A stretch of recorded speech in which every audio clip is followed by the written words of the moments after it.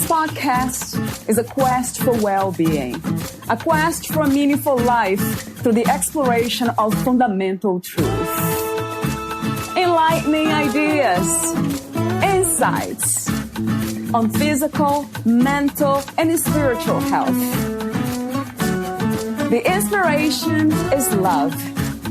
The aspiration is to awaken new ways of thinking that can lead us to a new way of being well.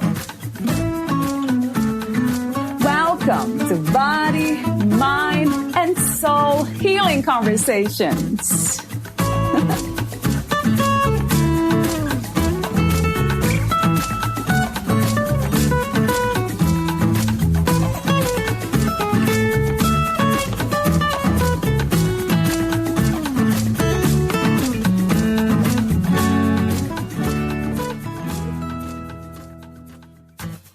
Depending on your situation, you may be experiencing the stresses of isolation, worry about your health, or that of family and friends.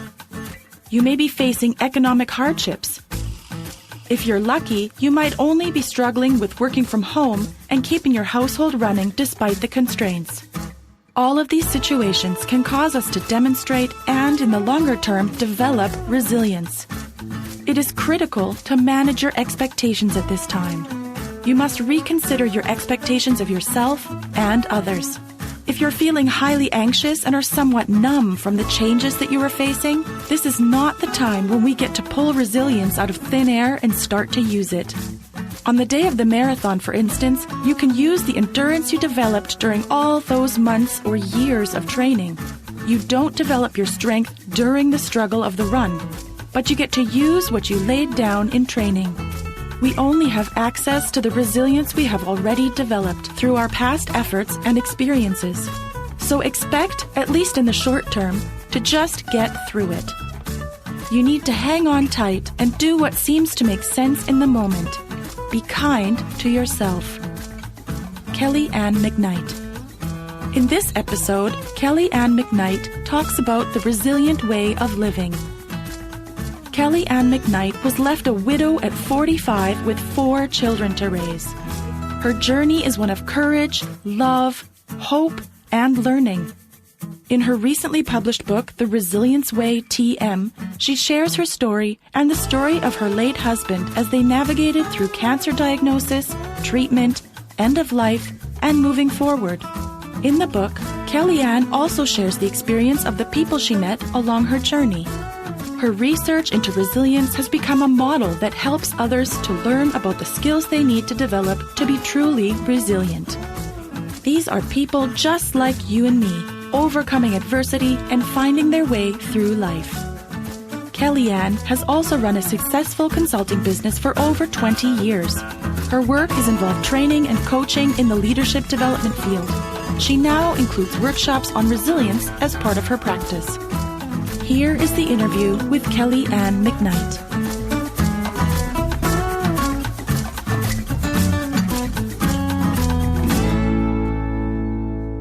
In your own words, who is Ann McKnight? Oh, well, I am a person who has lived a lot of joyous, wonderful parts of my life. And I'm also someone who's gone through some tough times and learned a lot through the process. And I guess overall, I've ended up with a pretty blessed life. I have 4 beautiful children, and I have a great life here in Ontario, Canada, which is a really wonderful place to be. And I've also been able to do the work that I love to do. So I've been able to follow my dreams and work with people, helping them to develop their own skills in leadership and management consulting. And then I've been able to share my learning and research around resilience, which has been sort of my most recent project. There's many parts, many pieces to my life, and I love that diversity as well. So that's it in a nutshell. Yeah, it sounds wonderful. Thank you. I have a few warm-up questions before we talk about your book, The Resilience Way, Overcome the Unexpected and Build an Extraordinary Life on your own terms. The first one is, what is life? So to me, life is the experiences that we have, in the time that we're here. And I look at life as really only part of our journey, because from my perspective, the time that we're here is only part of our existence. And so, yeah, to me, life is the blessings, the experiences, the opportunities that we have in the here and now, in the world that we're in, that we sort of get to enjoy, or at least we have the opportunity to enjoy. Right. What do you think is the opposite of life? Oh, is there an opposite of life? I'm not sure that I see one. I see the opportunity to live a life fully and a good life. And the opposite then to me would be to not live to your potential, to not take the opportunities that are available to you to contribute and to be part of this world and to bring your gifts and whatever you've been given. Then that would be the opposite of a good life. Mm-hmm. Yeah, I like the way you said that. Not living our gifts, so not expressing them, right? Yeah, that would be the shame, the missed opportunity. Right. What is the meaning of freedom to you?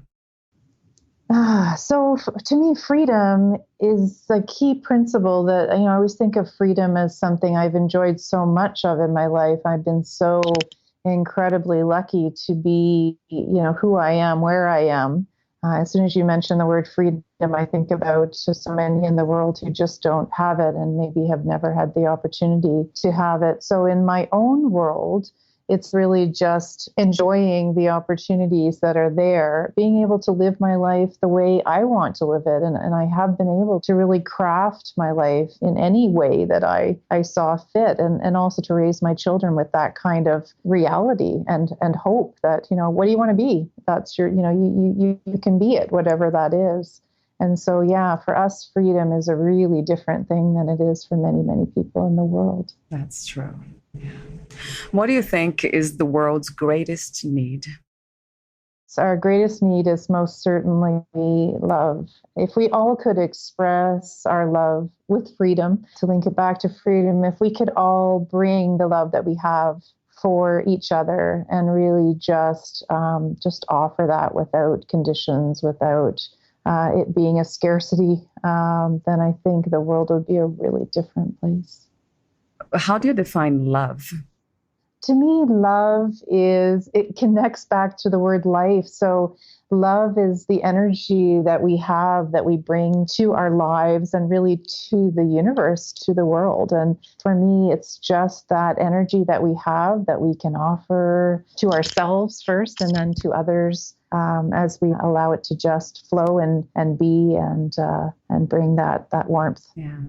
I like that, Kellyanne. You just mentioned love for ourselves. So that would be self-love. That's wonderful. Do you believe in unconditional self-love? Oh, I believe in it. I find it really difficult. Right. Absolutely, I believe in it. And I think that it's an ideal for me.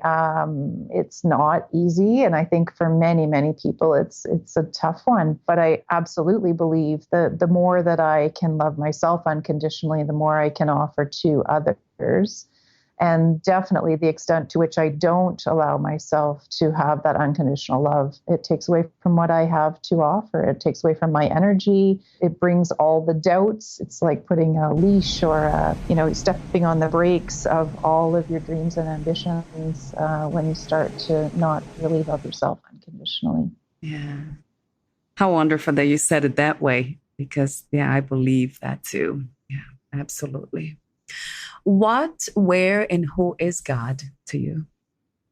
I've experienced God in many ways in my life. I've had the opportunity to kind of explore different religious backgrounds and ways of looking at it, all honestly in the context of Christianity for the most part. But as an adult, having sort of reflected on different thoughts, I have come to thinking about God as that love energy that we were talking about a little bit earlier. When you ask me to define love, the first thing that goes through my mind is God, that is what I see as an energy in the universe, It connects for me. That is my spirituality. It's just about connecting to love and to light, and that's God. Yeah. You connected the idea of God to spirituality. And I guess I don't have this question here, but that came to mind. And I do ask some of my guests, not all of them, how is being spiritual different from being religious? It's hugely different. And it's one of the topics that I cover in the book, just to help people understand that I don't believe that we gain strength necessarily from religion. I do know people who do. I know that the ritual side of religion can bring comfort to some people. But for many, many of us, we actually may well have been pulled away from our spirituality, away from that energy and love, because of not good experiences with religion. And so for those who've had that experience, and I've had that too, I feel that we need to just embrace our spirituality without any particular religious context, unless one becomes available and seems to make sense. And if one does, great. If not, then to me, it's just about connecting to that love, to that energy, to the universe, recognizing that you are not alone. And to me, that is the purpose of spirituality, is to realize that you are not, just a person living that, we talked about life. So it's not about, I was born and I will die, and that's the end of it. And I'm not connected to anyone in any spiritual way. In fact, I'm quite certain that we are all connected. And to me, that spirituality is how we make use of that. It's how we connect to that energy and are able to feel the strength that comes with that. Yeah. That's something that's interesting that happens often, is that religious beliefs most of the time create separation, which is quite the opposite of spirituality. Right. Mm-hmm. Yeah. And then they become also a route to make sense of our conditional love. In other words, I can't love you because you don't attend the same church. You don't have the same spiritual or religious beliefs as I have. It's easier to not extend that love because of those differences. And of course, we see that all the time throughout history and in the world today. Oh, wow, Kellyanne. So you said something that I never heard before. That's almost like an excuse not to love life or others unconditionally. So they're just finding, an answer there. Absolutely. With their religious beliefs, right? How interesting. So this is the second section of the interview. And my first question had to be this one. What is your own definition of resilience? So, great question, because it's been an interesting journey as I have basically had to figure that out. What did I mean when I was thinking about resilience?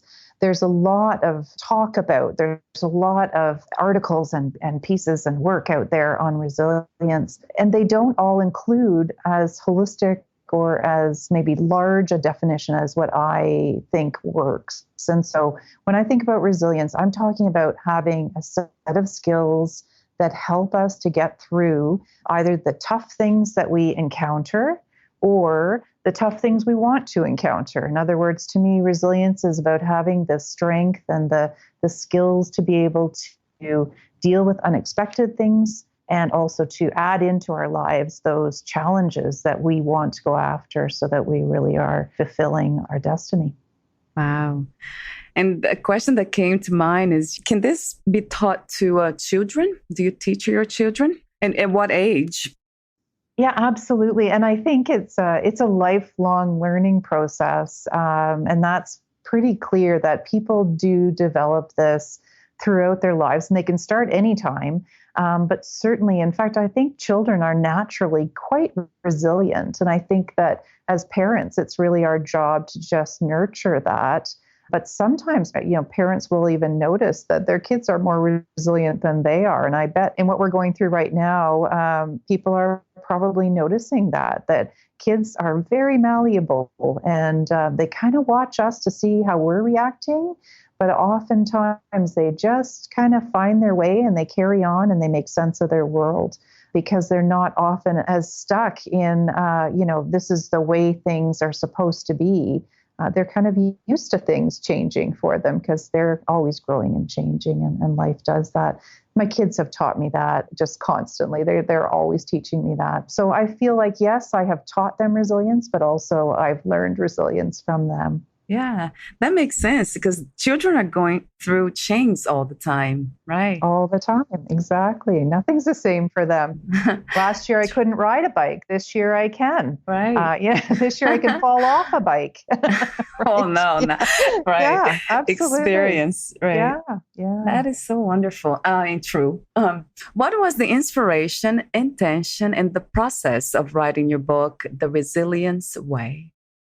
So it began by listening so many times and hearing so many times people, friends, colleagues, people I worked with, people who'd run into us in many places who kept saying, you need to write a book. And so that started, going back. Then my first husband became ill at 42 with colon cancer. We spent 3.5 years going through the process of treatment for him. And even then, as we were going through that process, people started to say, you know what, you need to write a book. And then at 45, we lost him to cancer. And then it really started that people kept insisting I needed to write a book. And to be honest, I hesitated and I pushed back. And the pushback was really based on the idea that I couldn't imagine why anyone else would want to read a book that I would write. And in large part, I felt at the time that what we were going through, although it certainly was extraordinary, but in the grand scheme of things, and in the grand scheme of what people go through, I just felt like it really was not that big a deal. In other words, why would anyone want to hear about this particular story when so many people are going through so much worse? There are many things worse in the world than losing a wonderful husband and father. So I hesitated, but eventually, and I would say within about 1.5 or 2 years after David passed, I then started to make sense of what the request really was. And I realized that what people were asking for was not the story or our story so much as an understanding of what they were noticing, which was resilience. So what they were noticing was that it wasn't what we went through, it was how we went through it that was, to their mind, extraordinary. And then as I started to think about it, I realized they were, in fact, right, that David had left an amazing example of how one might choose to go through the experience he went through. He left an amazing example of how you could live your life while dying, how you could continue to raise a family, have a beautiful marriage, have a beautiful life with stage 4 colon cancer and the likelihood that you are not going to survive this. So that brought me to resilience. It brought me to a couple of years of research. It took me a long time to make sense of what I really thought were the key pieces, and then to build the framework and understand that, and build something I was really confident and comfortable with. Then I started gathering stories. So I found so many amazing people who, who had other stories, who had different stories, but were also amazing examples of resilience, who'd gone through the unthinkable and come out, with a better life than they had going in. So those stories then became part of the research, part of what ended up in the book. And so, a couple of years later, a lot of work. And the book was launched. So it's story-based. It has fantastic stories of other people who've been through completely different experiences. Of course, my story, David's story, and pieces of the children's stories are there to demonstrate and sort of make sense of the model. But at the end of the day, my hope is that the model really makes sense to people. So far it does make sense to people and helps them to understand what they might want to do differently and better to be more resilient. Right. Wow. I do have a question here about the qualities resilient people share. You talked about David and then all the other people you mentioned in the book. But then I guess we'll be talking about this in the section where we can explore each element of resilience. That's what you call them. So let me ask you perhaps one question before that. Would you say that experience of losing your husband was the most challenging experience? Yeah, oh, no question. I often think about how, as a child, I didn't have a particularly easy childhood. And I remember as a young adult often thinking about a challenge I might be considering taking on. And I would often think, well, it can't be worse than what I've already been through. And then David was diagnosed with stage 4 colon cancer. All of a sudden, that didn't make any sense anymore. That I think I knew then that what I was about to go through was much more challenging than anything I'd ever experienced in the past. But that's part of the learning, is that those skills that I learned as a child, and the skills that David learned as a child, the skills that we learned together as younger adults, really set us up to have the resilience we needed to get through that incredibly difficult experience. I don't know if this sounds strange or not. Maybe it does, but it's real for me that when I look at that experience now, I tend to see it in terms of the blessings and not in terms of the challenge or the negatives. I tend to think about the joyous times we had and the blessing of having had him for 3.5 years after diagnosis, and the blessing that those 3.5 years were so critical for our children. They were still little. The littlest one was not very old when her daddy died, but she was only 4 when he was diagnosed. So, that was an enormous blessing to have him for that time, and to be able to make use of that time, because it wasn't horrible. It wasn't all about cancer. It wasn't all about chemotherapy. It was about living our lives and raising our children while dealing with chemotherapy and other treatments. That is incredible, Kellyanne, about the way you speak, the strength I can hear in your voice, and the state of mind of almost like gratitude. Oh, absolutely. That's amazing. Yeah, really, thank you for being a model, great, amazing example of that, of strength of the heart. That's wonderful. Why is storytelling a critical part of the resilience way? Good question. So I'm used to stories. I've understood the power of stories for a long time, and certainly in my work as a leadership consultant and facilitating leadership development, I've always understood the value of stories. They make the concepts real for us, and they make things that might be otherwise kind of abstract or hard to understand very easy to understand and remember. So I always understood that. But to be honest, the reason the stories became such an important part of the resilience way was really more about what I said earlier about how I've always felt that our story, it was only remarkable to us. And I always felt like there were other people who had experienced and survived so much more. And so that is where those stories came from. And so the process for me was that I had collected really 2 stories were key.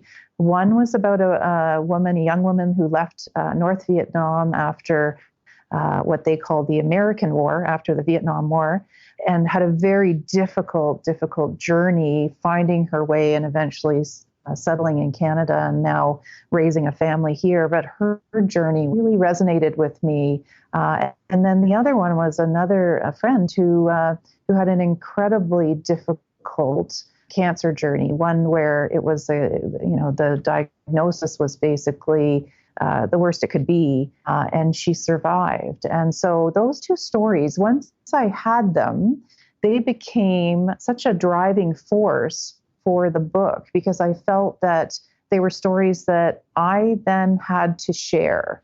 They were stories that I knew other people would be able to read and make sense of and, really be able to use in their lives. And so the stories ended up being really important, not just from a learning perspective, but also from the perspective of it was like I had been gifted these beautiful stories, and I had to write the book in order for them to have a place. And that became a driving force for me. Yeah, that makes sense to me, because then they are inspiration of strength. That's what it is. Absolutely. Yeah. So let's talk about the elements of resilience. You have 5 of them. This is the exact order, or it doesn't really have an order? There is no order, no. I use the mandala imagery to try and make sense of that. And so, yes, there's absolutely no need to start in any place. And the reality is, we've all already started, right? So we all have strengths and we have areas we might want to develop in the 5 elements. And so, yeah, I wouldn't want anyone to think they must start in one place. It's really just about recognizing where you are. And that's one of the reasons why we built a self-assessment to accompany the book and the work, so that people can get a sense of what am I already good at and what do I need to develop. But there's absolutely no need to start in any particular place. I would suggest, start by looking at what you're already good at and recognize that you have some skills here already. Now, how can we use those to help us develop the areas that we want to develop? Yeah, I like that. So let's begin with, I have an order here. So there's no order, but I have an order of discussion. The first one is emotional well-being, self-awareness, mental wellness, and spirituality. Talk to me about that, Killian. So self-awareness is understanding your emotional state. How are you feeling? An awareness of your emotions and sort of where they are. People get into a lot of trouble because they just don't recognize how they're feeling in any particular moment or what's going on for them. And then mental wellness is, just as it suggests, it's about mental health. I think we are starting to get more comfortable talking about mental health, but I spent a lot of time in the book really understanding what are some of the key areas, the common areas that people get into trouble with in terms of mental health, and really making the point that we all need to be aware of our mental health, recognizing when and how it's not strong, and making sure that we're getting what we need in those moments. And I even suggest, and from my experience, it's true that there's very few of us who don't have to deal at some point in our lives with some elements of mental wellness. I think that most of us, will have moments or significant parts of our lives where this is an issue. And when we pretend it isn't, we make it so much worse. And we certainly take away our resilience when we do that. So that's a key piece. And then spirituality is, as I mentioned earlier, spirituality for me, and in the context of resilience, is about understanding your connection to the universe, understanding that you're not alone. And, for anyone who doesn't have that piece, who doesn't understand that they're connected, it tends to really impact on their ability to be resilient, to really just understand, the challenges that are in front of them and be able to feel comforted and supported as they try and deal with things. So again, it's not about religion. It's not about, there's no prescription here. It's just about understanding for you, and it's such a personal thing, for you, what does spirituality mean? For you, right. What do you believe? What makes sense to you? What can you find in the world in terms of a spiritual foundation that will make sense for you? Right. Then personal clarity, personal values, personal vision, and planning. Right. So this piece I knew was key because I had felt the importance of these pieces and personal clarity in general throughout my own journey. So as long as I can remember, I've had a pretty good clarity around what matters to me. That's the personal values, around what my dreams were, what I really wanted to accomplish in my life. That's my personal vision. And I've been pretty good at having a plan in place. I'm not a natural planner, but I've been pretty good at recognizing the need to have some specific plans in place to be working towards your vision. Otherwise, it's just a dream. And people who sort of live their lives with great ideas, but nothing ever actually happens. So I knew that as I went through the difficulty of a cancer journey with David, and then of carrying on without him, I recognized the importance and the strength that I derived from having that clarity. And what was interesting was that, of course, my vision and my plan for sure had to change. When your husband is diagnosed with stage 4 colon cancer at 42, some things are going to change in your life, and they did.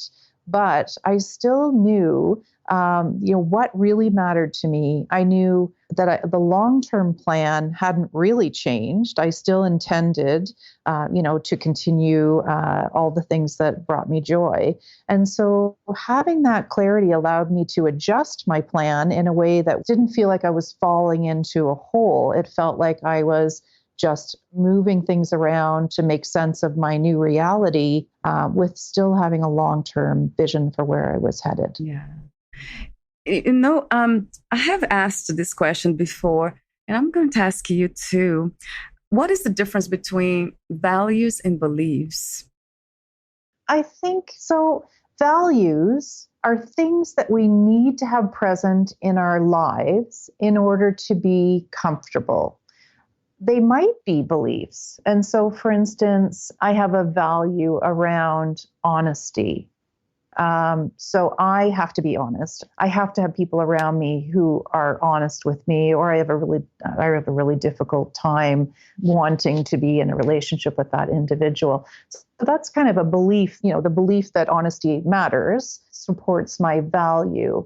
But I could have a value that isn't really about a belief. So I have a value around managing my health. It's based on the belief that health matters, but it's not so much a belief as an idea, right? Yeah, or experience. Just by going through something, it becomes wisdom, becomes a value, right? Yes. Yeah, beliefs sometimes they cannot be real. Yeah, they might not be real. So the next element is supportive relationships. Seek support others, and boundaries. Yes. So this is an interesting one because I found that when I listened to people's stories, when I looked at what other people were finding resilience in, what was mattering, what was really resonating in terms of resilience, I did find that you can't go it alone.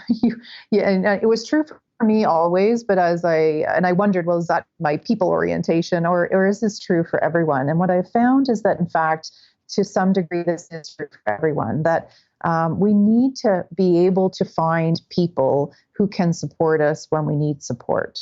And some people are not very good at that. Some people are not very good at asking for help, asking for advice, asking for meals to be made at a time when we're sick, or children to be taxied around if we need some time to recoup. Or even just, someone to bounce ideas off of. That is incredibly important in terms of resilience. And we'll all craft, or we'll all figure out, what that looks like, and it'll be different for everyone, but that's an important piece. Supporting others is very obvious for some people. Some people do this all the time. In fact, they can do it too much, that they don't even care for themselves as much as they need to because they're so busy caring for other people. But nevertheless, that is a key piece, that by helping others, we feel strength, and we feel like we have utility, and we have, we're extending our love, and we're getting love back. And so that's an important piece. And then boundaries is a tough one for lots of people. And that's a tricky one, because that's where you start to recognize, in terms of supportive relationships, which of those relationships are not supporting you. And then what boundaries do we need to put in place in order to create a supportive relationship? And so it might be that you decide this relationship needs to end, that this person needs not to be in my life. And I think we need to give ourselves permission under some circumstances. And I think many of us have seen those circumstances where that person, in fact, needs not to be part of our lives. And then there are lots of situations where something a little less dramatic, or a little less, severe is necessary, which is just saying, you know what, there's parts of the relationship with this person. It might be a parent. I often think of family in these situations, because, these people are going to be in our lives, whether we're struggling or not. But what boundaries do we need to put in place so that we can take what needs to be there and not have this person interfering with our resilience? And to me, that's the key question, is to what degree is this relationship interfering with my strength, interfering with my resilience? And what can I do to create some boundaries around how I'm going to allow that person to interact with me? Yeah. I like that. And that makes me think about the first one that we talked about, the emotional well-being, self-awareness, right? Self-knowledge. Yes, Yeah. absolutely. And then the next one is dynamic thinking, confidence, realism, and learning focus. So this is an interesting one and it has a lot of pieces, but basically what we're talking about here is a combination where we have to have the confidence to know that whatever we have dreamed up, whatever our vision is and our plan is in place, we know what we want to do. We have to have the confidence to know that we can do that. Part of that is hope. So there's a section in the book that I love that talks about hope and looks at hope as a choice, right? We can choose to hope for things. And really, we can have the confidence that whatever we have dreamed up, we can figure it out. We can do it. Not very many of us have dreams so big we can't do them. Many of us have dreams that are too small to really make use of all of our talents. So you just mentioned that boundaries link back to self-awareness. Well, and that is really how the model works. The things are very interrelated. And so your confidence, for instance, can easily relate back to seeking support. So where you don't have the skills in place, where you don't feel like you can conquer a piece of that vision, who do you need to pull into your circle? Who do you need to ask for help, for instance? So that's the confidence piece. The realism piece is, in a way, kind of balances out that confidence. So we're not looking to pretend that everything is always rosy and that everything is always great. We want to be realistic and we want to be able to look at the world around us, to look at our own situation with some realism, with an ability to say, here are the problems that I see. Here are the gaps between where I am and where I'd like to be. And so that realism is just being able to step back and say, what needs to be fixed here? What isn't going as well as it needs to? Which then leads straight into the learning focus, which is about changing habits. It's about taking that gap. It's about taking that realistic way of looking at things and saying, okay, so here's what I need to change in order to get to where I want to be. So that learning focus is all about that. It's about recognizing what needs to happen and figuring out how you're going to do it. Yeah, I love that you included that realism. It makes a lot of sense being realistic, right? So we don't fall for, I don't know, like grandiose ideas just for the sake of them, right? Of having them. Yeah. I think it makes sense to me because I think that sometimes, depending, what you're reading or what you're listening to, you'll hear people talking as if, absolutely anything is possible. Well, okay, but maybe not everything. if it truly isn't, and you sort of know, right? So then you kind of step back and you think, you know what, that might be true for some people, but it's not for me. And my hope is that people will really recognize that although I encourage dreaming big, I absolutely encourage dreaming big. I think then we need to use this sort of balancing act of, I'm hopeful, I'm confident, I have many, many talents and many blessings and I want to use them. And then what's in my way? What is the problem here that I need to solve? And then let's get good at solving problems, because many of us really struggle to make change in our habits and in our, our ways of being, our ways of looking at things, and how and when is that going to get in the way of our ability to really follow our dreams? Yeah, these are really great, Kellyanne. Really, really great. Just one left. And I want to make a comment about confidence. You mentioned hope. Is that somehow the same as trust in ourselves? I think a little bit. Like there's, to me, trust is a little more complicated. I have to think about that a little bit. So yeah, I do. I trust in myself.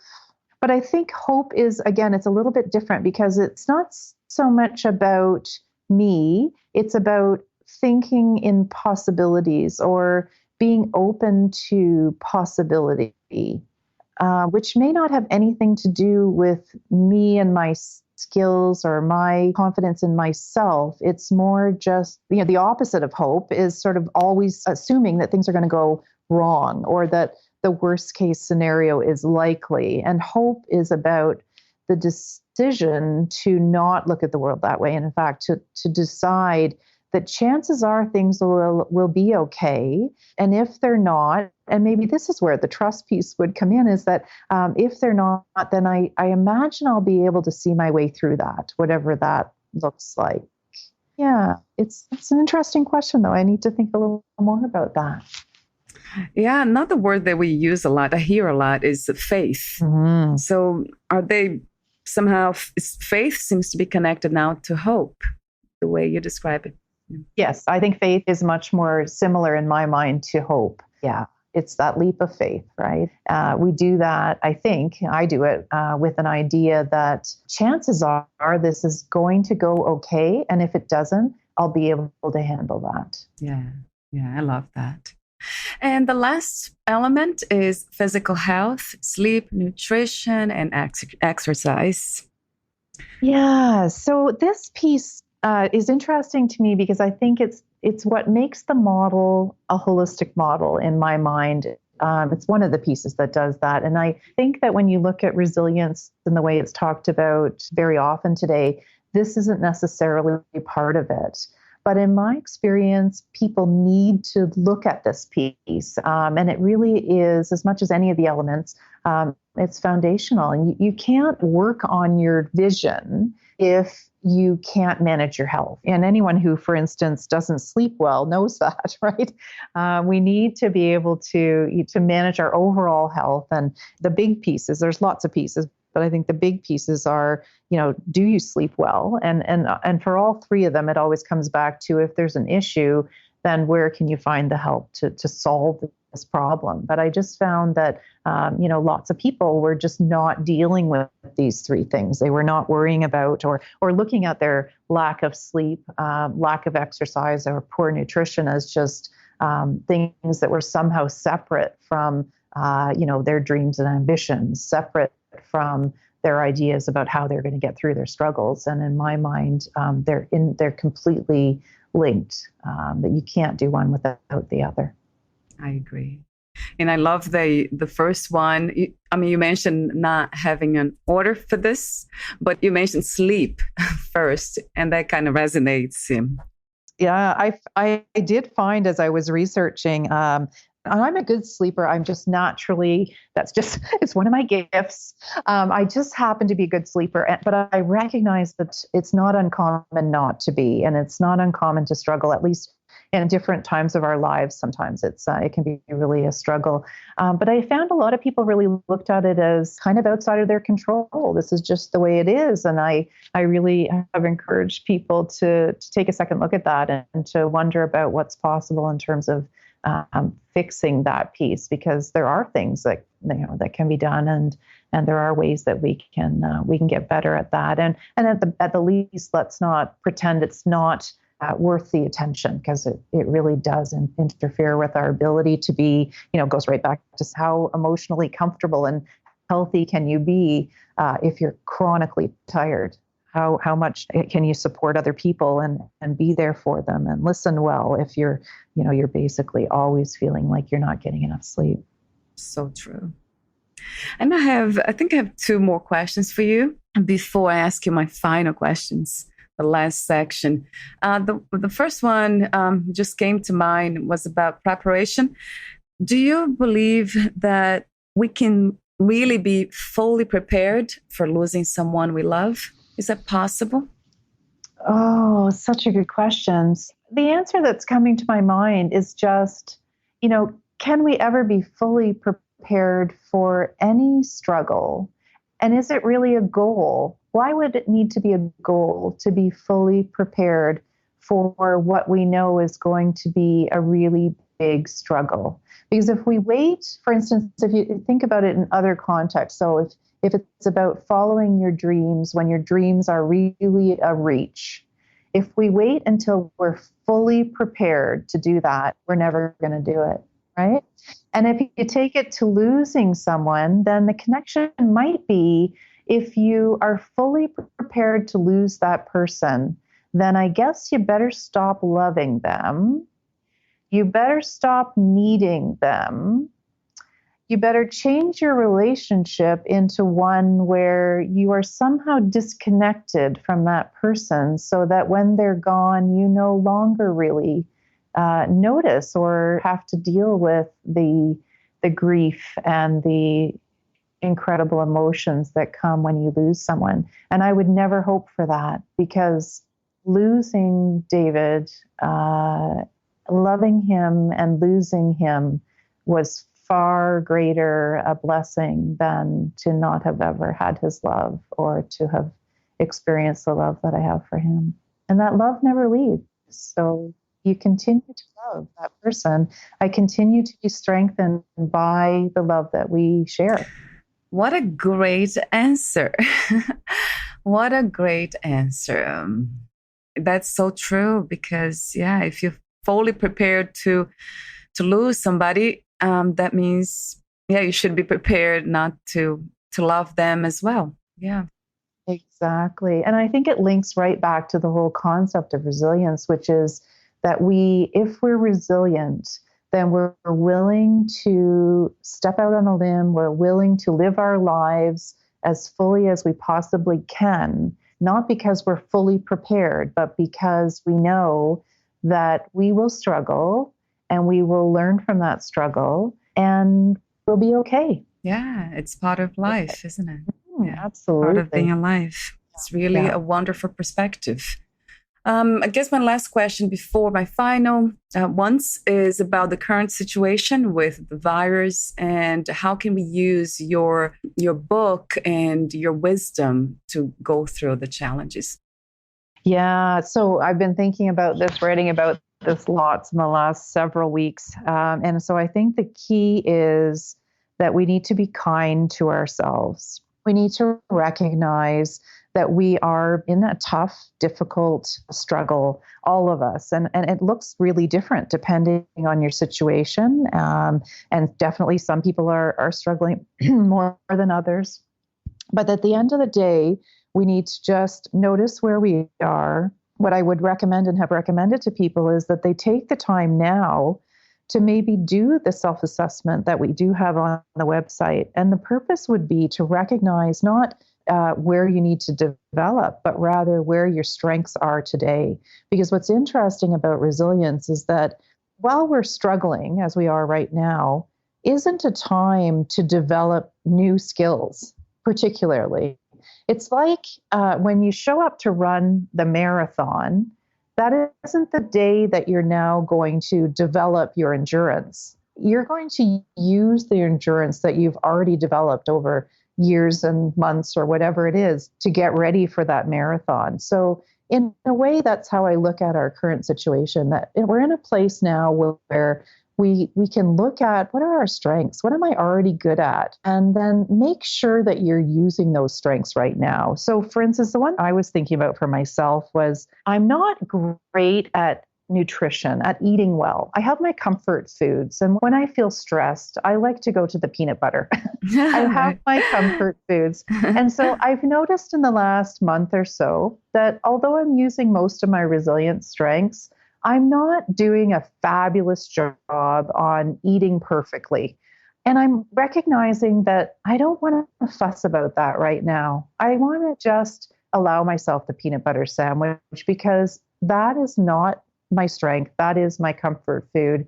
It's not a time to eat all my salads and, count all my calories and be perfect at eating. It's a time to use my helping others, the things I'm already really good at. It's a time for me to think about my values and my vision and sort of capitalize on what I'm already good at and just give myself a break around the pieces that I'm maybe struggling with and that that have never been strengths for me.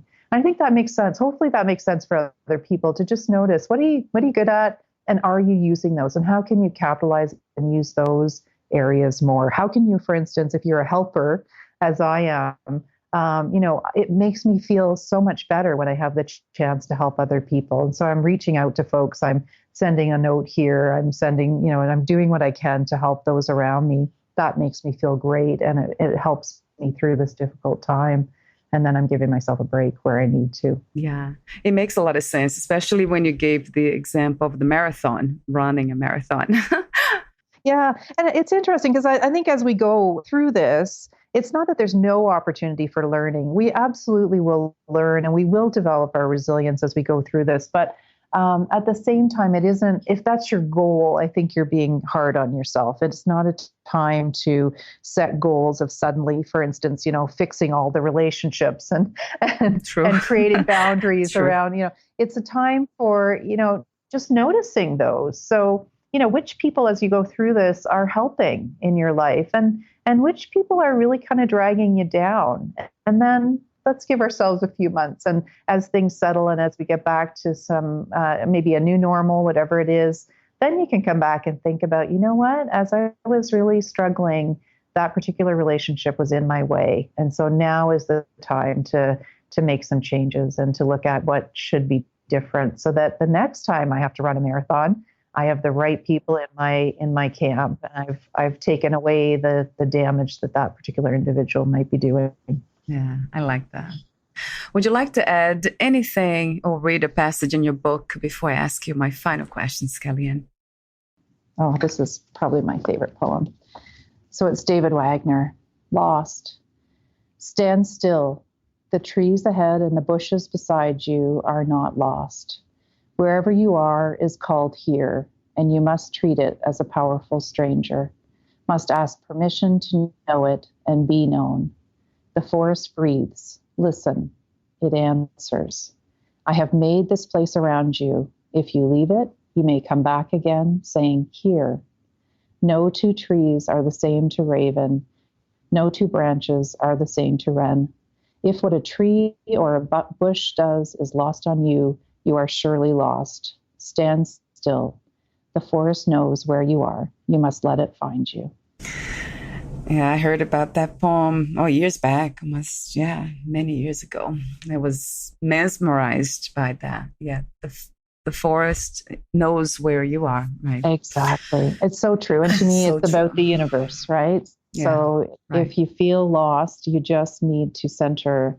You just need to think about the fact that you're part of this system. You're not alone. You're in this with everybody else and all the other consciousness in the universe.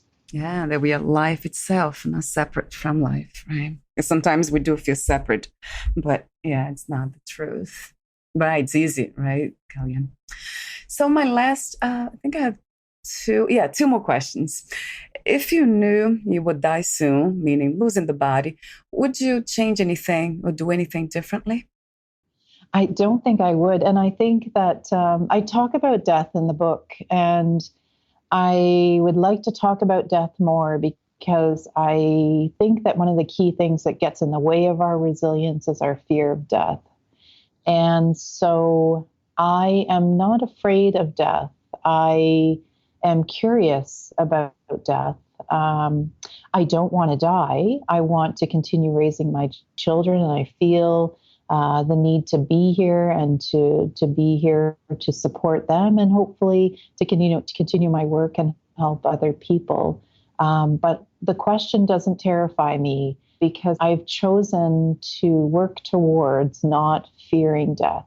It doesn't make sense to me anymore to fear death because I just know that there is something beyond where we are today. There's something beyond life. And so, as I say, to me, it's just a curiosity. I love the way you said that. Yeah, you wouldn't make any change. You wouldn't do anything. In the beginning of the conversation, when I asked you the opposite of life, in the comment that you made, not living our dreams or gifts, the purpose. So, that's what I call death. Do you believe in life after death or any kind of life? I know it. Yeah. To me, it's not even a belief. It's just a known. And so what's clear to me is, so as David left this world, left his body, he didn't leave us. And so if there was any question in my mind before he passed, there was no longer after he was gone because he's not gone. And so it's been an interesting journey because I don't think I really knew for sure until I experienced his energy, which remains around us all the time. So it just became so easy to understand that, in fact, people don't leave us. They just change. And that's where my curiosity is, because I literally am dying to know. Eventually, I will die and know what this is and what it looks like and what it feels like. And I'm very curious. But I've often come back to the idea, the basic laws of physics. Energy cannot be created nor destroyed.